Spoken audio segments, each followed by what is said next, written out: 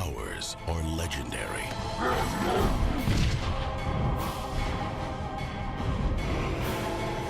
Their origins are unknown. Their methods are extreme. And the game is on. LXG, the League of Extraordinary Gentlemen.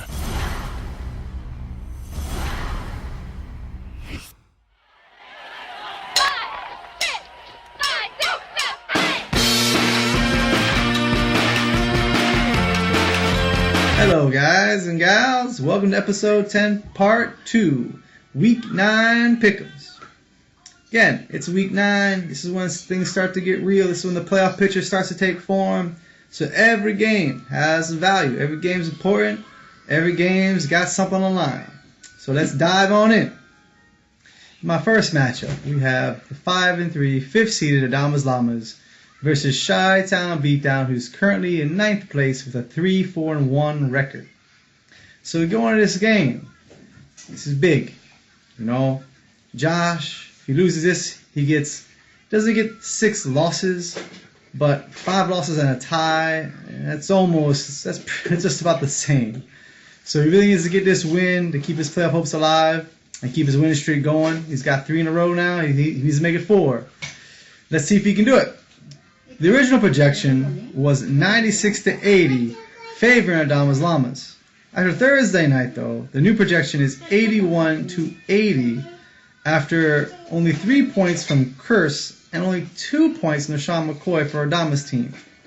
Adamas still has Jacoby Brissett at Houston going, which I thought was a nice matchup to begin with, but now that Watson's gone, this score might be a little bit lower, which means Brissett probably won't throw as many picks because he won't throw as much, but he also won't have as many touchdowns and many yards because, again, he won't throw that much.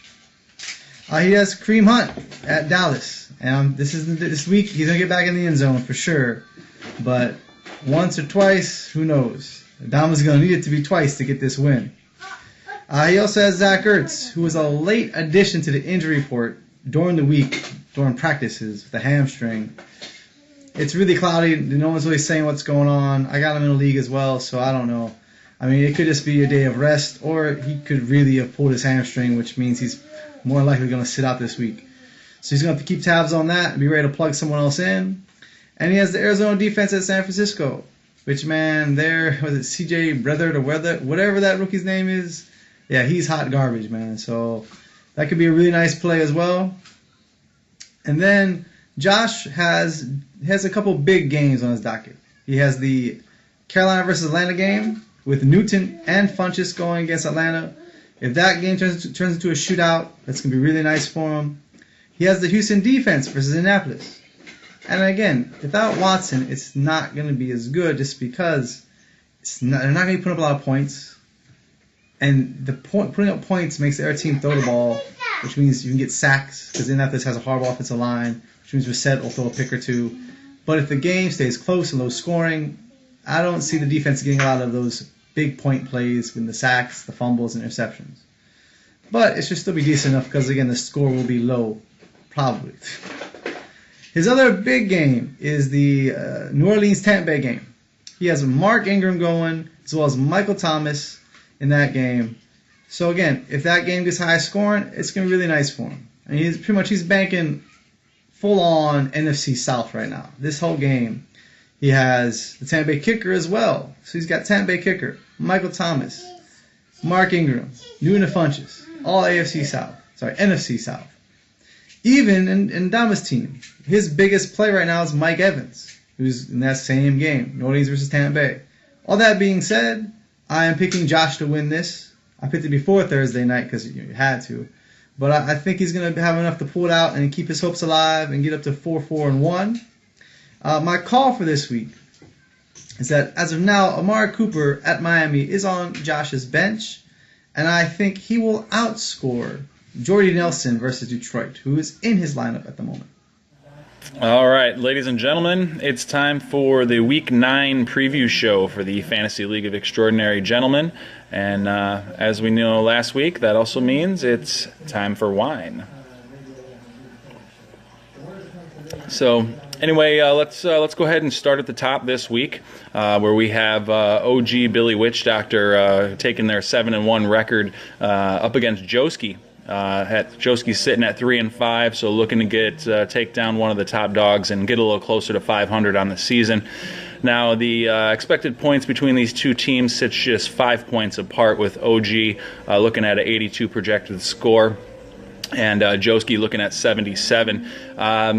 I'm guessing everyone knows that Joski is a Detroit fan, because he has all Detroit going this week. I mean, you're looking at Stafford, Tate, Abdullah, the kicker, Prater. You got the Lions D. I mean, I guess if you're gonna, be going up against Green Bay, you would expect a lot of points in that game. So, but this seems like just a little too heavy homer for Detroit here. Especially, I don't see this game being a shootout, considering there's no Aaron Rodgers. So, good luck, Joski, with all that Detroit there. But I don't think this is your week. But I think you go down here to OG Billy Witch Doctor, who's got Jared Goff coming off the bye and going up against a very, very susceptible New York Giants defense. I think Goff has a pretty big game here, outdoes his projected score in this one. Also, another guy I like a lot is Doug Martin this week. Now, they're going up against the New Orleans Saints, so you might think, high-scoring affair, not a lot of running. But to be honest, they use Doug Martin regardless if they're ahead or behind. One of the highest usages in the league since he's come back from his suspension.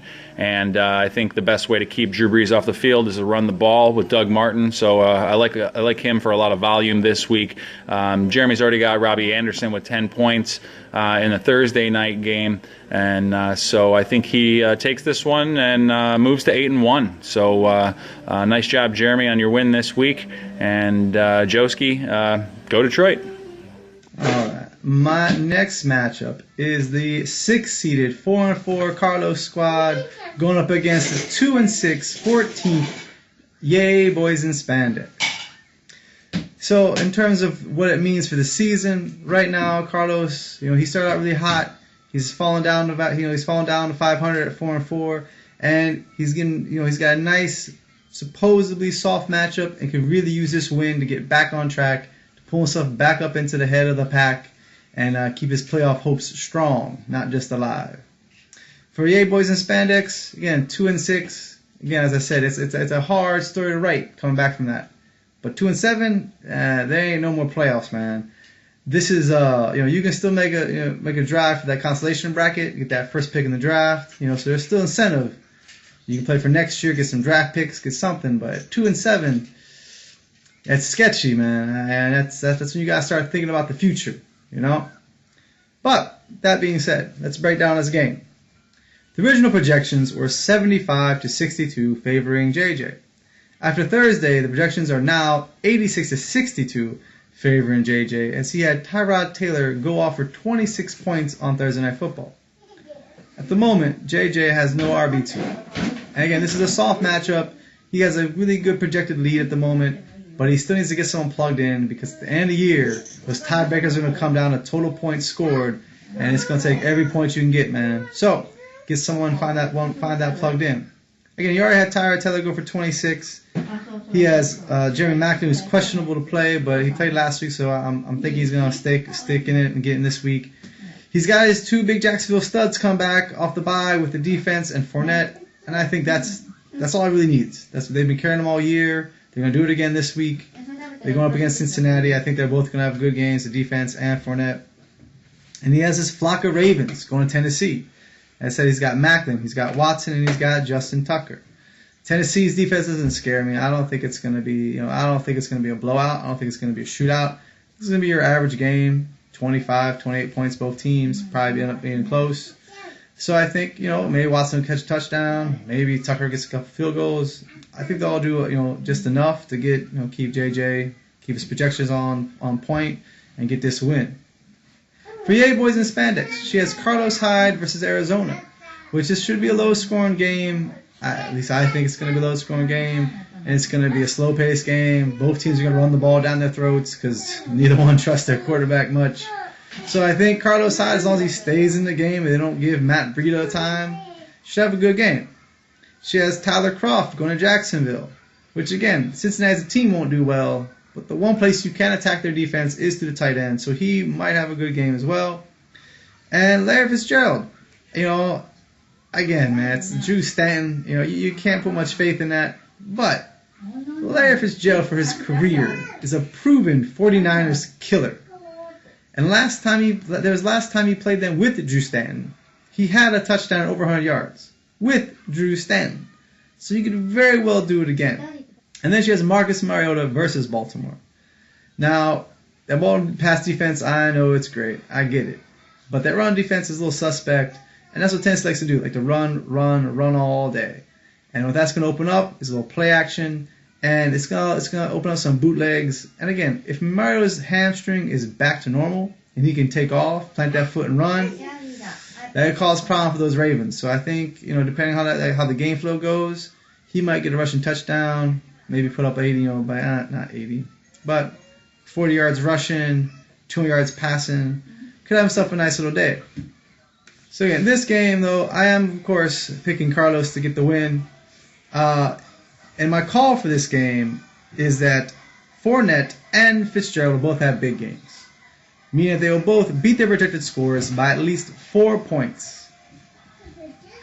Now, this is a little extra bonus for you. Here's a little eye to the future for both these guys. At the moment, Tree still has Simeon on a roster. He was horrible last couple weeks anyway to begin with, and now he's on the bench. So he can definitely go and just try to pick up a flyer, pick up some second string running back in case someone gets hurt. Pick up a flyer on some wide receiver coming off the IR. There's a couple of things you could do. And as for JJ, this is a little bit of a plug for what's about to happen next week when I start throwing him trade offers. But he should try to move someone. He's got 3 quarterbacks, McCown, Taylor, and Dak Prescott. You really don't need 3 of them. 2 of them, yeah, I get it, man. Someone gets hurt, you need 2. All right, go for it. But 3 is a bit much when you don't have an RB2.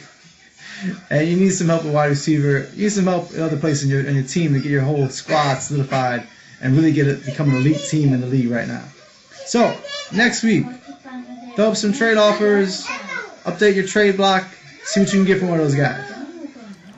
All right, here we go. In one of the most exciting matchups that we have in our league this week, we have the 6-2 Barbarians taking it to the 5-2-1 Slovaks. This is a matchup for second and third place, respectively. Currently, the Barbarians scheduled for 59 points, while the Slovaks are scheduled for 67.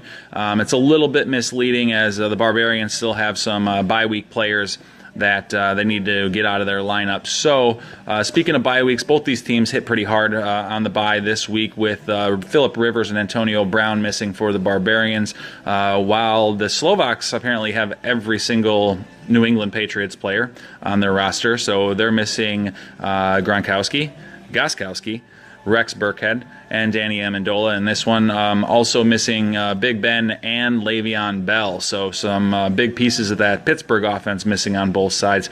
But looks like they got it filled in pretty good. They prepared for this. So let's get into it. On the Slovak side, looking at Carson Wentz and Alshon Jeffrey going up against the Denver Broncos defense. Now, Carson Wentz, I think, is as matchup proof as it gets in the NFL right now. The guy has been playing at an MVP level on one of the best teams in football. So I think he still probably makes his numbers. He's slated to get 19, but I think that mostly goes through Zach Ertz, not so much Alshon Jeffrey this week. Also looking at Josh Doctson versus Seattle. Not so sure about that matchup. Obviously, Seattle got torched by Houston last week. I don't think that the Washington Redskins have that same firepower. But Doctson sliding into that number 1 role, maybe finds pay dirt this week and he pays off in a big way. Now, Devontae Adams also on the Slovaks team. They're coming off a bye, so I expect better chemistry between him and Brett Hundley going up against a Detroit defense that's middle of the road this year. So probably focusing their attention on Jordy Nelson and also probably trying to get to the quarterback. So that may open up some things for Adams. So I like those plays. And on the Barbarian side of the ball, Having to go with some bye week fill-ins. You got Andy Dalton going up against Jacksonville. Jacksonville's defense has been one of the absolute best in the NFL this year. They are, really, really good against the pass, a lot like the Denver Broncos were last year. Number one against the pass, a little bit suspect against the run. I don't expect Dalton to have a very big day here. An interesting play is Jarvis Landry going up against Oakland. Oakland's pass defense has not been very good. Jarvis Landry sees a lot of targets, but it's really hard to trust that Miami offense. So, that could be a boom or bust play right there for sure. Two guys that I really like on the Barbarian side is Ted Ginn Jr. and also Alvin Kamara. I think there's a lot of points scored in that New Orleans-Tampa Bay game, and Ginn is seeing 6 to 7 targets a game, and they don't just throw to him downfield. They get him on some of those bubble screens as well, so they like to get the ball in his hands. I think could be a big play or two for Ted Ginn, and Kamara's role on that offense is really solidified since Adrian Peterson moved on to the Arizona Cardinals. He sees maybe about 8 carries out of the backfield, but then again 5 or 6 targets in the passing game. So that guy is pretty electric, so you never know when he's going to bust a big one. The Barbarians also have Jack Doyle, who had a huge week last week, but in typical Doyle fashion, he never does it in back-to-back weeks. So I'm not expecting big things from him, but who knows? Maybe he proves me wrong this week. But I think with the Dalton matchup and also having Antonio Brown on his bench, he's looking to fill in with either Taylor Gabriel or Mike Wallace, who are pretty much dart throws at this point, and I don't really have much faith in either one of those. So because of that, the scales are tipped for me in the side of the Dirty Slovaks. I see them taking this one down and moving into sole possession of second place. All right, my third preview here is going to be the Chicago Bears, sitting at 3-5 in 11th place, versus Nuzzy Futz, who are currently in 4th place with a 5-3 record.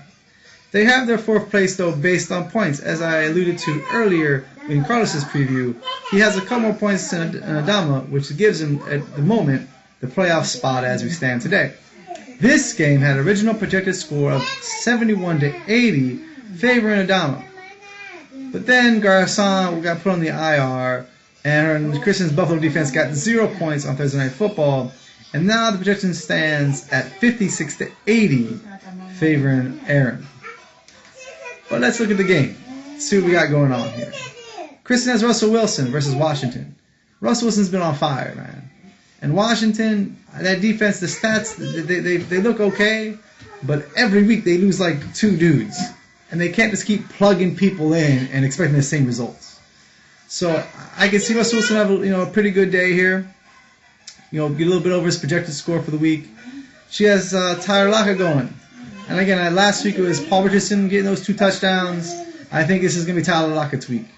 Well, I don't know if I should think it, but it's really hard to bank on any Seahawks wide receivers. They kind of like have a little Russian roulette every week. One of them goes off. But there's a chance it could be Tyler Lockett this week, and that might help her get this win. She also has Devontae Parker versus Oakland, who's coming back from injury.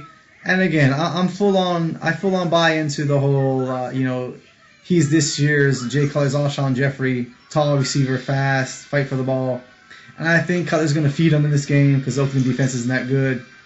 And then at the moment, she has Thomas Rawls in, which the plan supposedly is to give Lacy the ball a lot this game and keep feeding him to see what happens in Seattle. So I'm hoping she's going to take him out. And she can plug in Marshawn Lynch. He's back from suspension. And again, I might trade him. Doesn't mean I don't love him. And I think going to Miami, the game might get kind of ugly. And I think they'll have a chance to get some runs, maybe get a touchdown again. And then she has Lamar Miller. Again, all the Houstons take a little bit of hit with Deshaun Watson out. But we'll see what happens. It's hard to say I think he's going to be good because last year he didn't do good with when he had subpar quarterback play. But he is over the season he has become their RB1. There is no Dante Foreman. It's just him. So he's going to get the work. He's going to get the touches. If he falls into the end zone, it's a good day. If he doesn't, he'll probably get around 80 to 100 total yards, which is 8 to 11 points. Should be okay. As for Aaron, he has Alex Smith going to Dallas. And again, the Dallas game, especially off Ezekiel Elliott back, this could be a lot of back and forth, put up some points. And it's, say what you want, but now Deshaun Watson's gone. Alex Smith is the number 1 quarterback in the league, fantasy-wise. Oh, man, I can't believe I just said that. But he is. So he'll probably put up some points this week versus Dallas. He has Will Fuller versus Indianapolis. Again, this is the player that I feel for sure is going to get hurt the most by Deshaun Watson's injury. This is a player that was all about the big play, was all about getting those touchdowns. And without Watson creating plays, doing the bootlegs, buying time, getting out of pressure, I just don't think there's going to be that many big plays like that. So I think, again, out of all the players on the Texans team, Will Fuller's going to get the most. And I don't see him putting up many points this week. He's got Paul Richardson. As I said earlier when I talked about Kristen's team, he had 2 touchdowns last week, had a really nice day. But again, it's not, they can't do it every week. This is Seattle, man. Like, it never happens every week. Even Doug Baldwin, he gets hot a couple days and disappears. So I don't think it's going to be this week for Paul Richardson. I think someone else is going to get the touchdowns. At running back, he has Chris Thompson at Seattle, which, again, the Seattle defense isn't what it used to be, but it's still pretty good. And Chris Thompson, since last time I checked, and that's the little games I've been to watch, he still seems a little gimpy. He's still going to get some plays, but that little extra burst he had early in the season, it doesn't seem to be there right now. So I don't see any really big plays coming at Seattle game. And then he has the Baltimore defense at Tennessee. Again, if Marcus Mariota's leg is fine, man, Marcus Mariota, say whatever you want about what you feel about his ability to be a pocket passer, be a quarterback in the NFL. One thing has been proven over the course of time, he doesn't give up a lot of points to defenses. In the red zone, he's one of the most proficient quarterbacks in the NFL the last 3 years. Overall, he doesn't take a lot of sacks. He doesn't throw a lot of picks. He doesn't give up a lot of points to defenses. So I don't see that as a really strong play. I think it'll be okay. They'll probably get a sack or 2 because it's the Ravens defense. But I don't think it's going to get him much. One thing is for sure, though. Their share will not be singing for Aaron this week, as his whole bench is on the bye. He really has no choice but to play the people he's put in this week, so we'll have to sit back and see what happens. My call for this week is that Kristen's group of wide receivers will outscore Aaron's wide receivers. All right, ladies and gentlemen, here we go. Now, if you may have noticed, I have removed my hat. I have also started to remove other items of clothing. I'm still wearing pants. Let's keep this PG. But I don't know if any of you have radiator heat in your house, but you have no control over the temperature. And right now it is a sauna in my apartment, and it's really, really hot. Speaking of hot, let's get into my last matchup of the Week 9 preview show for the Fantasy League of Extraordinary Gentlemen here. And we're looking at 2 4-4 teams battling it out, see who can get to over 500 record on the season. We're looking at Bag of Dickas versus Excuses Start Soon. And let's go ahead and start on the Dickas side of the ball. A few plays that I like here. Obviously, Ezekiel Elliott with this stay in his suspension. That's a really nice surprise for Bag of Dickas here, and he immediately becomes, I think, the #1 running back on the slate this week. So he's scheduled for 16. You could really see him go off. He's had a great past 2 weeks, and Dallas will continue to ride the hot hand in that one. Also, Travis Kelce in that same game. He's, one of the best tight ends in football, and while his performances have been a little bit inconsistent, I think you slot him in as one of your top tight ends for Week 9 here. Now, a couple of plays that I'm a little concerned about on the Dickas side of the ball. Derek Carr going against Miami. That Oakland offense is just really hard to trust still, and Miami does have a sneaky good defense. They hold opposing wide receivers to some of the fewest catches in the league, some of the fewest touchdown catches in the league, and with Oakland's inability to run the ball and putting all the load on Derek Carr, I don't know if that's a good matchup for Derek Carr this week. And then you're looking at Orleans Darkwa and also Sterling Shepard, who's now the de facto #1 wide receiver for the New York Giants. They're playing at home against the LA Rams. Rams coming off a bye here, really stout defense, really high-scoring offense. I'm not sure that the Giants can keep up with the Rams in this one. And, Eli Manning, you never know, he's going to give you a 3-interception game. So I'm a little leery of the Giants' plays for Bag of Dickus here. Now, on the excuses start soon, he still needs a tight end. He's got David Njoku still slotted in his tight end slot, and they're on a bye this week, so we'll see what kind of move he makes there to fill up his starting lineup. But a couple really good matchups this week that I like a lot. Drew Brees going up against Tampa Bay. New Orleans at home in this one, playing in the Superdome, and Drew Brees hasn't been the fantasy monster that we come to expect, but I think this is a get-right spot for him. I think this is a high-scoring affair, and I think the Saints roll in this one. You could see upwards of 50, 60 points scored in this game in total, and I think Drew Brees is a big reason why that happens this week. Also, on the other side of the ball in that game, you're looking at Deshaun Jackson. Now, you think, Mike Evans is obviously the number one on that team, and Deshaun Jackson, they signed, this offseason as that speedy downfield receiver, and he's been just that for them. He sees 6 to 7 targets a game, and I think with the New Orleans defensive backfield playing a lot better this year, they tend to focus on taking the number one wide receiver out of the game, and I think that opens up some holes for Deshaun Jackson there to have a big week. Also, he's got excuses start soon, has DeAndre Hopkins. And, after the terrible news about Deshaun Watson's knee injury this week, you think you start shying away from, all Houston players. But it's just not the case. DeAndre Hopkins has been one of the best receivers in football this year. And on a short week, I don't expect the Texans to change their game plan whatsoever. So I think you still slot that guy in for 8 to 10 targets, one of the most heavily targeted receivers in the red zone. And fun fact, DeAndre Hopkins, for every red zone target that he's had, he's turned it into a touchdown. So I think that streak continues. I think with on the backs of those skill players, excuses start soon gets the win this week. Another interesting tidbit about this matchup, you got opposing defenses. So you're looking at Atlanta for Bag of Dickas and Carolina for excuses start soon. So maybe that's the one that tips the scales. So yes, I do have excuses start soon, taking down Bag of Dickas in this matchup and moving to 5-4. That's my final matchup here for Week 9 preview. My last preview is going to be the 12-seeded 2-6 Kneecaps versus the 13th-seeded 2-6 Heinrich Maneuver.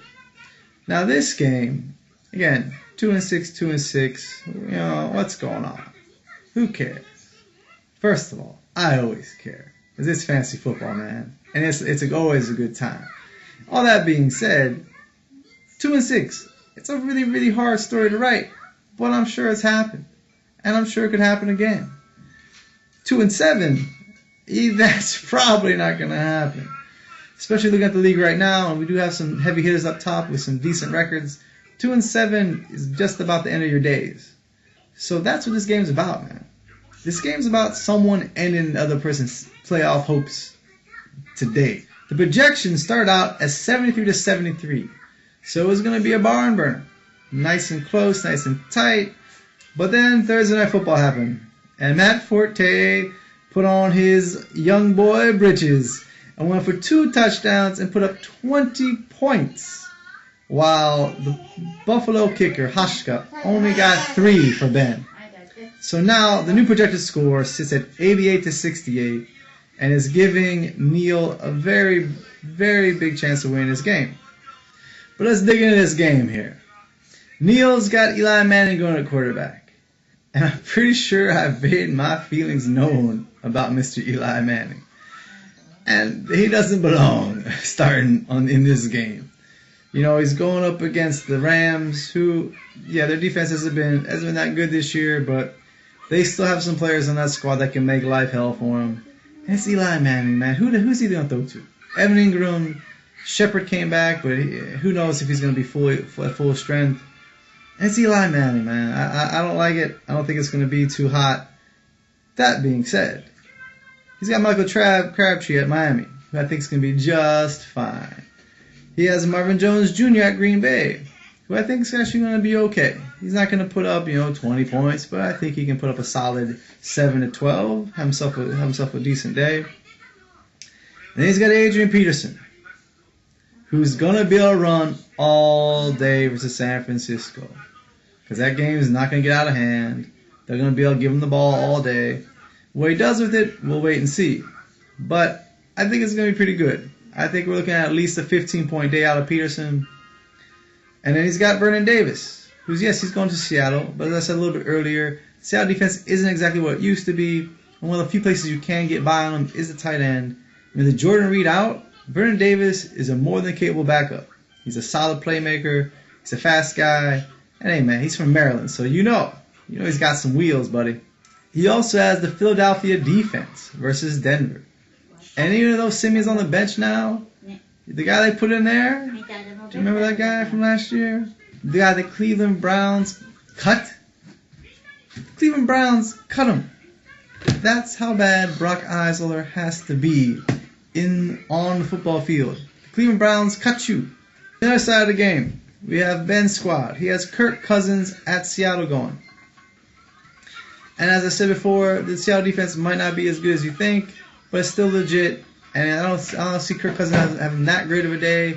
And if he does, it's going to be to Vernon Davis, who Neil has. So that might kind of balance out the power that Kirk Cousins might be able to give Ben. He has Nelson Aguilar versus Denver. And that's all you got to know. Versus Denver. Again, their quarterback on that team might suck. Those DBs don't. And they will shut down Aguilar. He's got Derrick Henry, who last time I checked was still the backup. So yeah, he might get a little run. But unless he falls in the end zone, it's not going to work for him. And then he's got the New York Giants defense versus the LA Rams. And man, the LA Rams, this ain't last year's squad. This is one of the most proficient offenses in the league right now. And they're not going to give up many points. Plus, again, the Giants, they're not the same squad as they were last year. They're not getting the points. They're not getting the picks. They're not getting the sacks. So I don't think that's going to be a good play either. My call for this game is that Matt Ryan, and man, I can't believe I'm about to say it. I can't believe it, but I got to do it. Matt Ryan and Blake Bortles will outscore Eli Manning, who at the moment neither is starting. A lot of fun left to be had. We're coming down to crunch time here in the fantasy football season. Only about 5 weeks left, including this week. So hopefully everybody's got their best lineups in there and are able to fade the buys as much as possible. And as always, see you in the playoffs. All right, guys, that's going to do it for the preview show this week. It's going to do it for episode 10. Hope you guys have a good time watching this. Get ready for the games. Have a good weekend. Good luck. May your playoff hopes live strong.